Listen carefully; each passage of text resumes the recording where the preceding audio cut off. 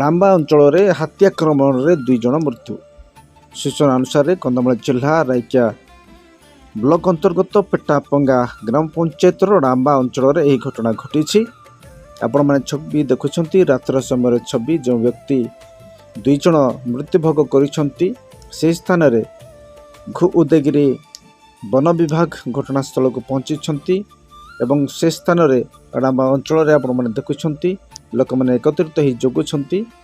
2 ଜଣଙ୍କୁ ହାତୀ ଦଳି ମାରିଦେଇଅଛନ୍ତି। ସୂଚନା ଅନୁସାରେ ସେମାନେ 3 ଜଣ ଜଙ୍ଗଲକୁ ଯାଇଥିଲେ ଏବଂ ସେମାନେ ଜଙ୍ଗଲକୁ ଯାଇଥିବା ସମୟରେ 2 ଜଣଙ୍କୁ ହାତୀ ଦଳ ଚକଟି ମାରିଦେଇଥିବା ଜଣାପଡ଼ିଛି। ସେମାନଙ୍କ ମଧ୍ୟରୁ ଜଣେ ଖସି ପଳାଇ ଯାଇଥିବା ସକ୍ଷମ ହୋଇଯାଇଛନ୍ତି ଏବଂ ସେ ଅଳ୍ପକେ ବର୍ତ୍ତି ଯାଇଛନ୍ତି।